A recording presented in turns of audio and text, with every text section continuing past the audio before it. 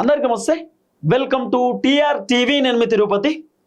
కేంద్ర క్యాబినెట్లో మార్పులు చేర్పులు జరగబోతున్నాయి. క్యాబినెట్ విస్తరణ జరగబోతున్నది. ఆల్రెడీ ఇద్దరు ముగ్గురు కేంద్ర మంత్రులు రాజీనామా చేసిరు. తెలంగాణ నుండి కూడా ఒక కేంద్ర మంత్రి రాజీనామా చేయడానికి సిద్ధంగా ఉన్నాడు అనేది వినబడుతున్నటువంటి చర్చ. ప్రధానమంత్రి నరేంద్ర మోదీ ఆల్రెడీ రాష్ట్రపతితో చర్చలు జరిపిండు. ఆల్రెడీ భారతీయ జనతా పార్టీ అగ్రనాయకులు మాట్లాడుకున్నారు. మోదీతో పాటు అమిత్ షా వీళ్ళందరూ కూడా డిస్కస్ చేసుకున్నారు. కేంద్ర మంత్రి పదవి కొత్తగా ఎవరికి ఇద్దాం, ఎవరికి ఇస్తే బాగుంటుంది, తెలంగాణ నుండి ఎవరికి అవకాశం ఇద్దాం, ఇతర రాష్ట్రాల నుండి ఎవరికి అవకాశం ఇద్దాం, కేంద్ర మంత్రి పదవిలో ఎవరు ఫిట్ ఎవరు అన్ఫిట్ అనేటటువంటి అంశం పైన ప్రధానమంత్రి చర్చిస్తున్నట్టుగా వినబడుతున్నటువంటి చర్చ. ఇప్పుడు కేంద్ర క్యాబినెట్లో ఉన్నటువంటి మంత్రులను కొంతమందిని మార్చబోతున్నారట. కొంతమంది రాజీనామా చేసిరు, ఇద్దరు ముగ్గురు రాజీనామా కూడా చేసిరు. ఇక కొంతమంది ఉన్న వాళ్ళను తీసేస్తారట. తీసేయడం అంటే ఎవరెవరు పర్ఫార్మెన్స్ అయితే బాగాలేదో, ఎవరెవరి పైన అయితే ఎక్కువ వ్యతిరేకత వచ్చిందో, ఎవరెవరైతే చక్కగా పనిచేస్తలేరో, ఎవరెవరికైతే అడ్మినిస్ట్రేషన్ తెలుస్తలేదో, అడ్మినిస్ట్రేషన్ చేతనైతే లేదో, ఎవరెవరు పర్ఫార్మెన్స్ బాగాలేదని హైకమాండ్ అనిపించిందో వాళ్ళందరి కేంద్ర మంత్రి పదవులను తొలగించమనేటటువంటి ఆలోచనలో భారతీయ జనతా పార్టీ అధిష్టానం ఉన్నట్టుగా వినబడుతున్నటువంటి అంశం. ఈ వార్త పైన చాలా మంది రాజకీయ విశ్లేషకులు, సీనియర్ జర్నలిస్టులు రకరకాలుగా మాట్లాడుకునేటటువంటి కార్యక్రమం చేస్తున్నారు. ఇప్పుడు ఏదైతే రాజీనామాలకు సంబంధించినటువంటి పర్వాలు మొత్తం అయిపోయిన తర్వాత, ఎందుకంటే ఇద్దరు ముగ్గురు కేంద్ర మంత్రులు రాజీనామా చేసిరు. ఇక తెలంగాణ నుండి కూడా ఒక కేంద్ర మంత్రి రాజీనామా చేస్తారట. ఇతర రాష్ట్రాల నుండి కూడా ఒక కేంద్ర మంత్రి రాజీనామా చేయడానికి సిద్ధంగా ఉన్నారట. దాదాపు ఒక ముగ్గురు నలుగురు కేంద్ర మంత్రులు రాజీనామా చేసినాక కొత్త వాళ్ళకి అవకాశం ఇద్దామనేటటువంటి ఒక ఆలోచన హైకమాండ్ చేస్తున్నారు. సో రాజీనామాల పర్వం అయిపోయిన తర్వాత అప్పుడు అనౌన్స్ చేస్తారు ఎవరికి కేంద్ర మంత్రి పదవి ఇస్తే బాగుంటుంది, ఎవరు ఫిట్టు, కేంద్ర మంత్రి పదవి ఇస్తే ఎవరు మెయింటైన్ చేయగలుగుతారు, ఎవరు అడ్మినిస్ట్రేషన్ చేయగలుగుతారు అనేది కొంత భారతీయ జనతా పార్టీ అధిష్టానం ఒక సర్వే కూడా చేయించేటటువంటి కార్యక్రమం చేస్తున్నట.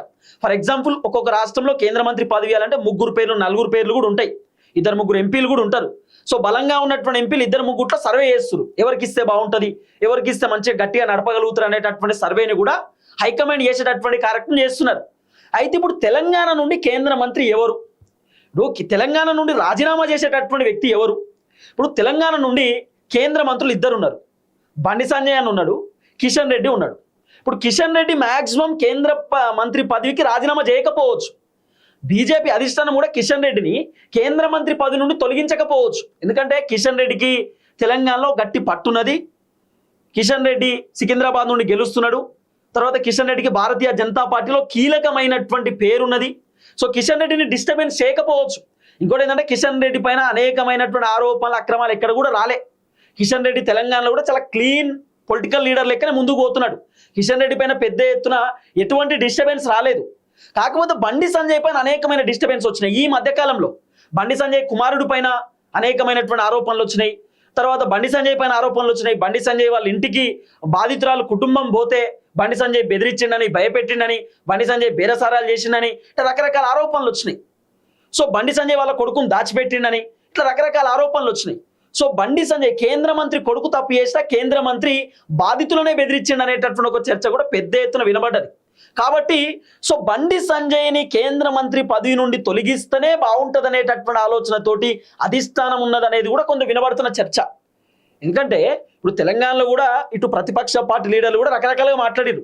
బండి సంజయ్ కేంద్ర మంత్రి పదవిలో ఇంకెందుకు ఉంచుతున్నారు, బండి సంజయ్ కేంద్ర మంత్రి పదవిలో ఉంటే కేసులో ఇన్ఫ్లుయెన్స్ చేస్తాడు, బండి సంజయ్ వాళ్ళ కొడుకుని 9 రోజులు కాపాడిండు, బండి సంజయ్ ఏదైనా చేయగలుగుతాడు, బండి సంజయ్ కేంద్ర మంత్రి పదవిలో ఉంటే పోలీసులు బండి సంజయ్ చెప్పినట్టు వింటారు కాబట్టి సో బండి సంజయ్ మేనేజ్ చేయగలుగుతాడు, బాధిత కుటుంబాన్ని బెదిరించగలుగుతాడు, ఇట్లా రకరకాల ఆరోపణలు వచ్చినాయి. తర్వాత బండి సంజయ్ ఆ అమ్మాయిని బెదిరించిండు, అమ్మాయి కుటుంబ సభ్యులను బెదిరించినప్పుడు ఇట్లాంటి లీడర్కి కేంద్ర మంత్రి పదవి ఎందుకు అట్లా ఇట్లా అని చెప్పి రకరకాలుగా మాట్లాడుకున్నారు.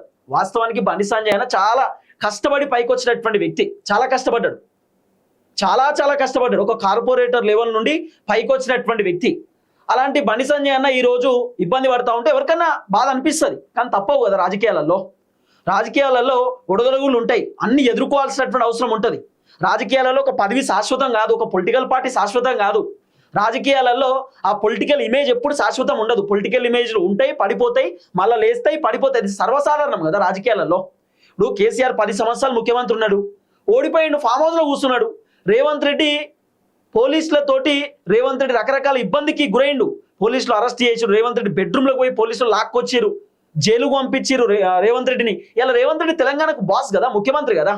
సో రాజకీయాలలో ఏమైనా జరగవచ్చు. సో బండి సంజయ్ అన్న ఇన్ని రోజులు చాలా అద్భుతంగా ఆయన నడిపించిండు. బండి సంజయ్కి అద్భుతమైన పేరు ఉంటుండే, ఇప్పుడు కూడా అదే అద్భుతమైన పేరు ఉంది, కానీ కొంత డిఫరెన్షియేషన్ అయిపోయింది కదా. కొడుకు కేసు వల్ల బండి సంజయ్ పైన రకరకాల మచ్చొచ్చింది. బండి సంజయ్ బెదిరిస్తుండని, భయపెడుతుండని, బండి సంజయ్ కేసులు పెడుతుండని, ఇట్లా రకరకాల వ్యవహారం తెరపైకి వచ్చింది. కాబట్టి మాక్సిమం బండి సంజయ్ని కేంద్ర మంత్రి పదవి నుండి తొలగిస్తారనేటటువంటి ఒక చర్చనే పెద్ద ఎత్తున నడుస్తున్నది. సో బండి సంజయ్ రాజీనామా చేయడానికి సిద్ధంగా ఉన్నాడు కేంద్ర మంత్రి పదవికి అనేది కొంత వినబడుతున్న చర్చ. అంటే మాక్సిమం అధిష్టానమే బండి సంజయ్కి చెప్పొచ్చు, మీరు రిజైన్ చేసేయండి కేంద్ర మంత్రి పదవికి, వేరే వాళ్ళకి ఇద్దాం అనుకుంటున్నామని చెప్పి ఖచ్చితంగా భారతీయ జనతా పార్టీ అధిష్టానం బండి సంజయ్తో చెప్తే బండి సంజయ్ తన కేంద్ర మంత్రి పదవికి మాక్సిమం రిజైన్ చేయవచ్చు. ఇక్కడ కూడా అధిష్టానం కేంద్ర మంత్రి పదవి నుండి తొలగించరు, కానీ చెప్తారు రిజైన్ చేయమని చెప్పి. So Bandi Sanjay maximum resign చేసే ఆలోచనలో ఉన్నట్టుగా కొంత వినబడుతున్నటువంటి చర్చ. ఆల్రెడీ హైకమాండ్ నుండి ఇన్ఫర్మేషన్ కూడా పోయిందనేది కొంత వినబడుతున్నటువంటి అంశం. సో ఒకటి బండి సంజయ్కి సంబంధించిన ఎపిసోడ్ ఇక్కడ మనకు కనబడుతుంది, ఆయన రాజీనామా చేస్తారనేది స్పష్టంగా కొంత అర్థమవుతుంది. ఇంకా రెండో పాయింట్, మరి కేంద్ర మంత్రి పదవి ఎవరికి ఇస్తారు, మరి కేంద్ర మంత్రి పదవి తెలంగాణ నుండి ఎవరికి ఇవ్వచ్చు. సో ముగ్గురు పేర్లు ప్రధానంగా వినబడుతున్నాయి. ఆ ముగ్గురు ఎవరంటే, ఫస్ట్ రాజ్యసభ సభ్యుడు, రాజ్యసభ ఎంపీ లక్ష్మణ్ అన్న పేరు వినబడుతున్నది. లక్ష్మణ్ అన్న పేరు ఫస్ట్ వినబడుతున్నది, రాజ్యసభ ఎంపీ.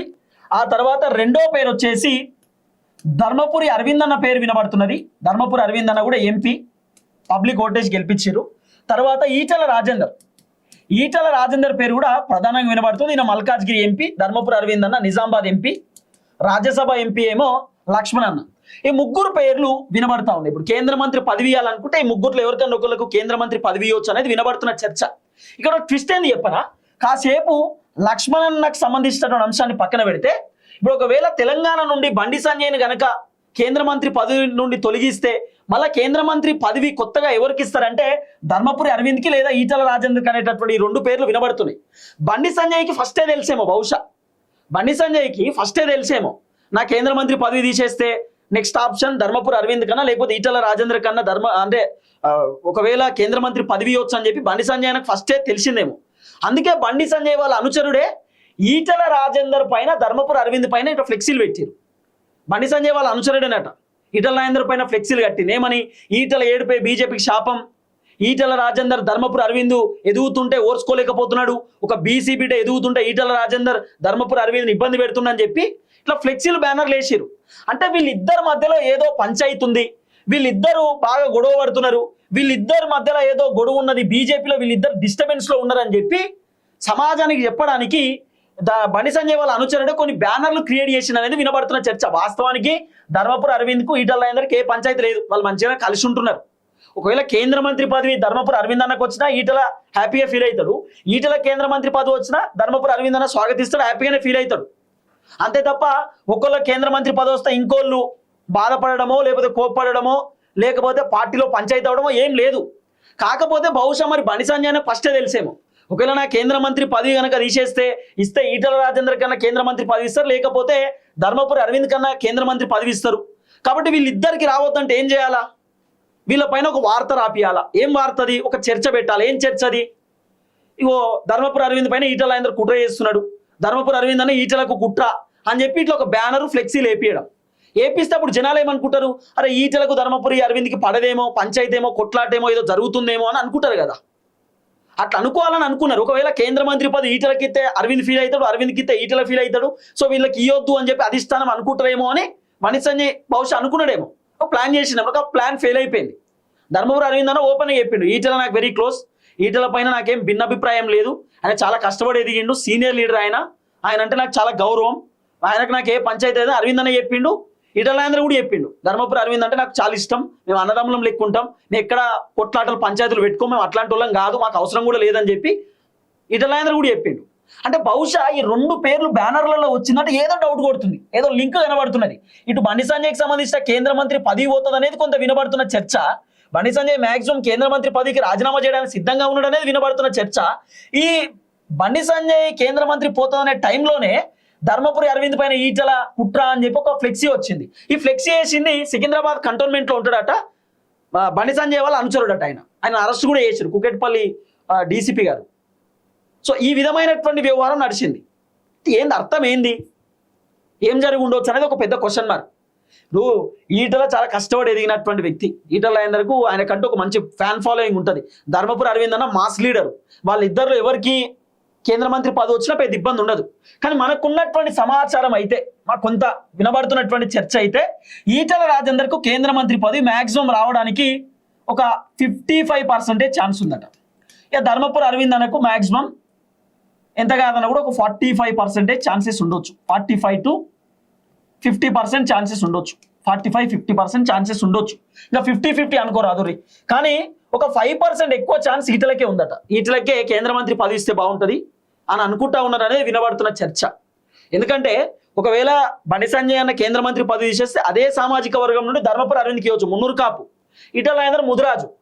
కాబట్టి ముదిరాజు సామాజిక వర్గానికి సంబంధించిన ఓట్లు ఎక్కువ ఉంటాయి తెలంగాణలో. బీసీలలో ముదిరాజులే ఎక్కువ ఉంటారు. కాబట్టి సో ముదిరాజులకు ఇచ్చినా కూడా బాగానే ఉంటుంది. బీసీ ఓట్లు కూడా మనం గట్టిగానే లాగొచ్చు అని ఏమని అనుకుంటే, బీసీ ఓట్లు కూడా అనుకూలంగా ఉంటాయి బీజేపీకి అనుకుంటే ఈటలకి ఇస్తారు. లేదు బండి సంజయ్ని తీసేస్తున్నాం కాబట్టి బండి సంజయ్ ప్లేస్లో సేమ్ సామాజిక వర్గం మున్నూరు కాపు సామాజిక వర్గానికి ఇవ్వాలని ఒకవేళ అధిష్టానం అనుకుంటే అప్పుడు ధర్మపురి అరవింద్కి రావచ్చు. సేమ్ కాబట్టి మున్నూరు కాపు సామాజిక వర్గం కాబట్టి. లేదు అట్లా కూడా కాదు, ఇక మేము మున్నూరు కాపు సామాజిక వర్గంలో లక్ష్మణ్ అన్నకి ఇవ్వాలని ఒకవేళ అనుకుంటే లక్ష్మణ్ అన్నకు కూడా ఇవ్వచ్చు. లక్ష్మణ్ అన్న రాజ్యసభ సభ్యుడు, ఎంపీ. సో లక్ష్మణ్ అన్న ఒకసారి ఫైనల్ ఆయనకి కేంద్ర మంత్రి పదవి అయితే ఇద్దాం, చాలా రోజుల నుండి ఆసక్తి చూపుతున్నాడు, కేంద్ర మంత్రి ఇచ్చేద్దామని ఒకవేళ అనుకుంటే సో లక్ష్మణ్ అన్న కూడా కేంద్ర మంత్రి పదవి ఇవ్వచ్చు. చాలా ఓపిక ఉంటుంది లక్ష్మణ్ అన్న కూడా, చాలా కీలకమైనటువంటి వ్యక్తి. సో భారతీయ జనతా పార్టీలో ఎప్పటి నుండో పనిచేస్తున్నటువంటి వ్యక్తి, చాలా సీనియర్ లీడర్. సో ఆయనకు కూడా ఏమైనా అవకాశం ఇద్దాం అనుకుంటే ఇవ్వచ్చు, చెప్పలేం. కాబట్టి ఈ విధమైనటువంటి వ్యవహారం ప్రజెంట్ తెలంగాణలో నడుస్తూ ఉంది. కేంద్ర మంత్రి పదవి మ్యాక్సిమం ఈటలకైతే ఛాన్సెస్ ఉన్నాయి, ఎక్కువ శాతం ఉన్నాయి. చూద్దాం ఏం జరగబోతుందో. దయచేసి వీడియో అందరికి షేర్ చేయండి, చూద్దాం.